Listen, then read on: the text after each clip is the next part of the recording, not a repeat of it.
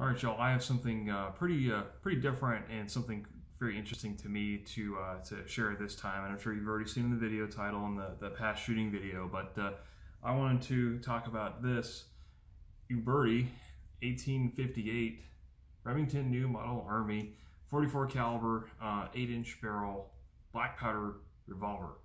And I really wanted to talk about this because I'm just getting back into black powder, and man, you know, my usual story of how I come across these things, you know. So but we'll start from the beginning. So a good friend of mine who is based out in Florida, he's been shooting black powder for a little while, and he's been telling me about it, and he's showing me like videos and stuff, and it seems like he's having a pretty good time.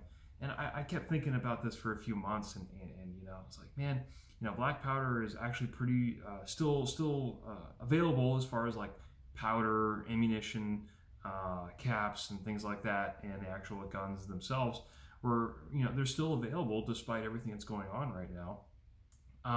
You know, caps a little bit less, but I was able to find some, thankfully. But anyway, so all that having been said, you know, it just, he's having fun with it. The material to shoot is available. The weapons are available, you know, and it's actually pretty cheap to shoot. So I was like, man, maybe I should get back into black powder, you know, because I haven't shot a black powder since I was really young, like early teens maybe. You know, it's been a long time. So I wanted to get back into it and thought, you know, how hard could it be? Well, for a few months I've been looking for exactly this particular gun, and everywhere online it was just sold out. All the usual spots are sold out. Like Dixie Gun Works is sold out, Midway USA is sold out, freaking the big box stores, Sportsman's whatever warehouse, Guide, all sold out. So I was just like, man, okay, I'm gonna have to wait a little while to get this exact gun. But someone in town recommended that, hey, check out this small little town, check out this small little shop over here that nobody ever goes to, and they might have something for you because they do a lot of black powder, western, and cowboy action shooting type stuff. And I was like, all right, cool, why not? So I go over there, and sure enough, wouldn't you believe, you know, it's a tiny little, like literally hole in the wall type shop, you know, old mom and pop type shop, and in their case they have this sitting right there, literally the exact model, exact make of the gun that I wanted to get and I've been looking for all these months. And I'm like, dude, you're killing me. I'm gonna have to buy this. So I did, and then my next question, of course, was, hey, I'm getting back into black powder. Can you please, you know, help me re-educate me onto all the different things that I need, and so on and so forth, and of course, do you have these things in stock? Well, sure enough, they had absolutely everything that I needed in stock. They had the caps, they had the powder, they had the ammunition, they had the flasks, they had the wads, they had all that stuff.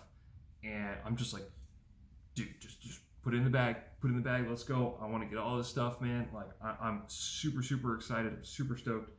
I'm so happy that I was able to get the exact model of gun that I wanted, all the stuff I needed to go and shoot with it. And I went out the very next day to the range and went and shot it. As you've seen, hopefully seen in my shooting video of me shooting this absolute freaking monster of a revolver. I mean, this is a freaking 8-inch barrel. I mean, look at that thing. It's huge, you know? But it surprisingly doesn't weigh that much. I thought this would be a lot chunkier, heavier in my hand, but it's actually not that bad. It's very easy to see why these were so popular back in the day. You know, even though it is a repro and it's made out of modern materials, modern manufacturing processes, I have to say, the Uberti versions of these, man, they are just like really quality guns. I was honestly surprised at the level of quality craftsmanship that goes into these things. Because most oftentimes when I encounter things like reproductions, historical reproductions, they're honestly not that great. And you know, they're made cheaply because they're only there for function, and they're not so concerned with like the historical super to the point accuracy. They're more there to look the part and perform the part that people need or want for like reenactments or just to have. And honestly, this one is not 100% historically accurate either, because it does have that dovetail front sight. I don't think that was original to the original 1858 revolvers, but this one has it, which honestly, I don't mind. I'm not a huge history snob when it comes to these old style black powder revolvers anyways. I want something that's functional, but still has this classic look, because to me, honestly, the 1858 revolvers look the coolest to me. I just love how these things look. The Colt open tops have their place, and I'm probably going to get one at some point, but nothing really beats like just this closed top frame and like the cool kind of shape right here for the loading lever. It just looks cool. And the fact that it's a big honking 44 caliber 8-inch barrel, super cool. So yeah, I'm definitely surprised at the quality and craftsmanship of the Uberti models of these. Really top stuff. I am super happy with how this thing handles, the craftsmanship, quality, fit, finish, all that stuff is great. I love it. Now granted, there is a price that goes with that. Just this gun alone was $425, which, it's a black powder gun. For $425 you could get your favorite polymer framed Wonder 9, but here you go, sitting with this black powder reproduction 44 caliber pistol, and it's just a really nice solid piece. I really enjoyed shooting this. So props to Uberti for making a really excellent looking, well functioning firearm. This thing is just great. So more to like the shooting in the black powder experience. Like I said, I have not shot black powder in a long time, so I kind of had to relearn all this stuff as far as like powder charge, how much you should use, how it should feel when you're actually pressing down into the chambers, and how your balls should fit in the chambers, and all that stuff, all that muscle memory, capping the nipples and having to pinch the percussion caps because my caps were too large. All of those little things that go into the intricacies of black powder, I had to basically relearn and kind of reteach myself, and with a little bit of help from the range officers too. Put all that together, and I admit I was pretty nervous the first time when I was loading the cylinder, because I was like, oh God, I hope I don't mess this up. I hope I don't do something wrong and just blow my face off or something like that. But everything went fine, and I was shooting maybe 40-50 shots that day, which it's actually kind of a lot for black powder, at least at the rate that I was going. These things aren't exactly the fastest things to load, at least for me. Having very little practice, if any at all, and also, of course, having a bum thumb like mine, it made things a little difficult. So, but still, I learned a lot, relearned a lot when it comes to black powder. I started to encounter what cap jam was. So I started getting like pieces of the blown percussion caps, because they're oversized, right? So when they fire, the little fragments would fall off and get jammed up here into the action. So when I went to, I'd fire it, and then I'd pull the hammer back for the next shot, and it would get stuck. Like I wouldn't be able to pull the hammer back all the way, and I was like, well, what's going on with this? So I try to pull it back, and I'd see there's a little fragment stuck in there, so I had to get like a very fine like tip screwdriver or something, and just kind of wiggle it out a little bit, shake it out, get those chunks out. And that only happened a few times. It wasn't really something that held me up a whole lot, but it did happen on occasion. And I did have one Dud Misfire. The cap was hit by the hammer, but it hit it at a weird angle, so the cap didn't go off, and it was just kind of stuck on there. So I had to get something to get in there on my multi-tool and just like pry that thing out, and then recap it, and go to shoot again.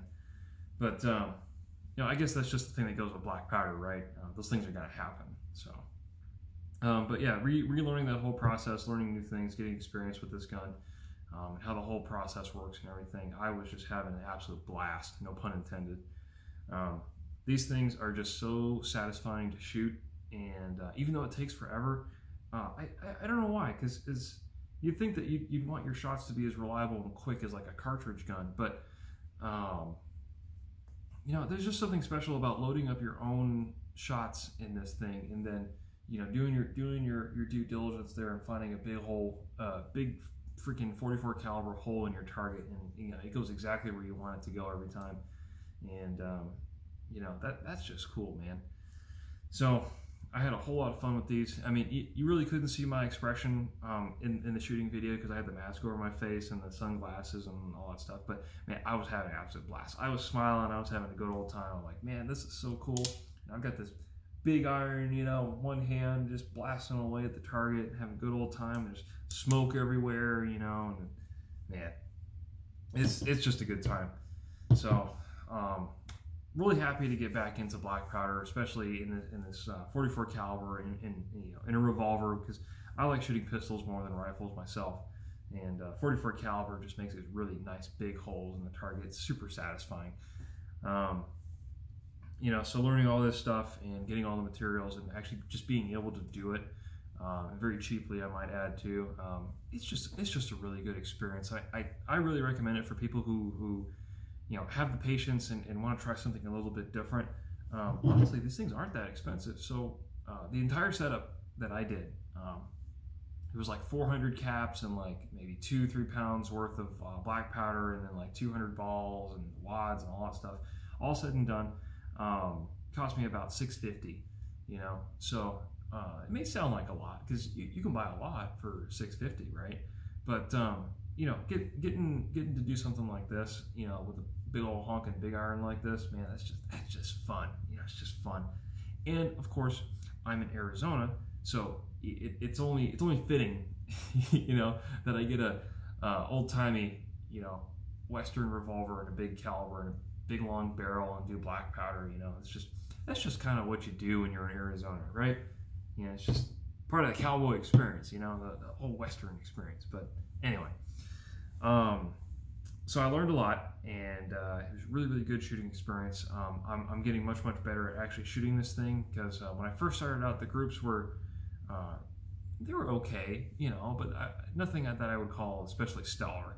But once I started getting more familiar with how this thing operates, how it shoots, and the very, very, very, very slight delay from when you pull the trigger and it goes off, you know, I just need more practice with the gun, obviously, because this is an entirely new platform, entirely new, different ergonomics. And like I said in my video, when it comes to autoloaders versus revolvers, that's a different skill set. Well, I definitely say black powder is an entirely different skill set from that too. So this is me trying to learn how to shoot this thing even better. So and you saw at the end of the video there in the shooting that you know, 15 yards at the very, very end of my shooting session. Those two groups were the last groups that I shot for the day. And you could see on the right-hand target, I got 4 of the 6 shots in the same hole at 15 yards. So these black powder guns are accurate. It always surprises me, you know, because I used to think, oh, black powder, you know, it's so inconsistent, it doesn't burn quite right, it's got the cap and everything, all the tolerances and everything. There's no way this gun could be accurate. But you'd be surprised. You would really be surprised at just how accurate these black powder guns can be. And that goes for the rifles too, not just the pistols, but the rifles too can be, honestly, surprisingly accurate. And if anybody has watched the channel Cap and Ball on YouTube, he's like I think he's Hungarian, and he has tons of videos on black powder guns, and the kind of accuracy that he's able to get even out of the original old like match target rifles back then is pretty incredible, to be honest. You know, for the technology as old as it is back then, the levels of accuracy they were able to achieve even with black powder is really, really impressive. It even surpasses some of the modern production guns today. So never let anybody tell you that a black powder gun is not capable of good accuracy, because this one definitely is. Because I've seen it for myself and I've done it myself. And I definitely plan on shooting this more and getting better at it. And you know, I really, really want to see, after a lot of good practice time and trigger time behind this, just how good I can get it at 25 yards. Because everyone knows my standard of accuracy for pistols, for good accuracy for pistols at 25 yards is 2 inches or less. So if this thing can do hole-in-hole accuracy at 15 yards, provided I do my part, I think it's capable of producing some pretty good groups at 25 yards, despite all the factors going against it. So definitely pretty impressive. I'm really stoked, you know, and satisfied with the performance of this gun. You know, even though it's a repro, but that doesn't really matter a whole lot to me, because it works, it looks the part, and it's just really fun to shoot. And I don't have to go out of my way to go find an ancient historical original version and have to worry about, you know, taking care of it as much. Is it going to break? You know, what's the condition of it? I can just get a repro like this and have the same shooting experience, you know, maybe even better than the original. So I just love this thing. It's just so much fun. As much as I keep saying that, it's true. So yeah, it shot really well. You know, I learned a whole lot. Cleaning this thing was an absolute breeze. You know, I'm just running it under super hot water, you know, and then just oil it up, scrub it out a little bit, and it's done. It's clean. It's certainly easier than some of the smokeless powder guns that I've shot, for sure. So overall, getting back into black powder was definitely, I think, a good idea for me. I think it's money well spent. Black powder definitely lasts you a lot longer, because I mean, shoot, you could go through 500,000 rounds of 9mm in one afternoon. But black powder, that's going to take you a long time. But the fact that it does take longer means you put a lot more value on each shot that you actually do, and each shot that you do have lasts you a lot longer. So you can go a whole afternoon and maybe shoot 50, 60, 100 rounds of black powder, maybe, you know, and you're still having a good time. You're still shooting stuff. I mean, you're still getting trigger time, right? So, you know, it's still a good experience. So, yeah. Overall, I think black powder is highly underrated, to be honest. I really should have got into this a lot sooner if I'd known how much fun and honestly how simple it is once you actually get the hang of it. So yeah, I'll remember the one of the range officers. He came up to me when I was shooting that day, and he said to me, you know, I'm not used to, you know, young men like you coming out here with black powder. You know, most of the guys that come out here with black powder are 3 or 4 times your age. So, you know, really surprising to see someone like you getting into black powder. I'm like, oh, well, you know, I kind of shoot everything. You know, I kind of enjoy shooting everything. So, you know, why not try something a little different, and something a little bit more economical, especially in these turbulent times, shall we say, when 9mm 115 grain FMJ is 80 cents a round. Ooh, yeah, I wouldn't want to shoot it either. So, yeah, honestly, this kind of thing is just an experience that you can't get with smokeless powder, and like I said before, throughout this whole video, it's just fun, man. It's just cool, and you know, and it still has quite a bit of oomph behind it too. You know, putting a big old 44 caliber ball into somebody, it's gonna get their attention. You know, Am I saying this is a practical self-defense option? Absolutely not. No. You know, if this is absolute last resort, I mean, okay, use it. It's better than a sharp stick, right? But you know, given the modern options, I would rather carry even a 380 modern semi-automatic over this thing, to be quite honest. Yeah, just totally awesome shooting experience. I'm really happy that I was able to actually get all the components I needed to actually shoot this thing, because I was worried that was one of the things, among many other things in this whole Corona, COVID crisis, whatever nonsense, that it would make things hard to get. But black powder stuff is actually still pretty available. So I'm very happy that I was able to get all that stuff together and actually go and shoot this really cool, wonderful piece. So definitely looking at getting more black powder guns, because it's an addiction, to be honest. Once you have one, you just want more. You just like with regular guns, you're just gonna want to get more and more and more and more, because you just want to, you know. So yeah. Anyway, that's about 20 minutes worth of discussion about black powder revolvers and stuff like that. But this particular model of 1858 is still absolutely my favorite in terms of practicality, looks, caliber, barrel size, how it shoots, ergonomics, all that stuff. 1858 is absolutely my favorite of these old school revolvers, and definitely recommend that for anybody looking to get started in black powder revolvers. So, of course, I don't think you can go wrong with any of the modern reproductions, even the big ass like Dragoon, freaking huge revolvers that are like this big, the Walker style, or even going down to the small itty bitty tiny like 31 caliber pocket revolvers. I mean, I'm sure those could be fun too, but at some point I'll get into those, and each one I get, I'll definitely be sure to show them off and talk about them here. So yeah, black powder is fun, it's cool, it takes forever to shoot, but you know what, you definitely place more value and enjoy each shot just a whole lot more. I mean, this is how reloaders must feel, when they make a really, really good load for whatever rifle and gun that they're making a load for. This is how they must feel. I put all this time and effort making this load, this charge, and you see the results down range, really nice tight group and everything, the gun's working perfectly, all that stuff.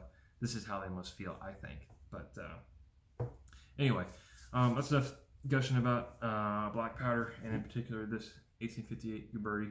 Great, awesome gun, looks cool, operates just awesomely, no complaints whatsoever. So anyway, that's all I gotta say about that, and I'll be sure to bring more black powder stuff to you guys, in the future when I acquire more stuff, because I inevitably will, because I am financially irresponsible. So, all right, I'll catch you guys next time.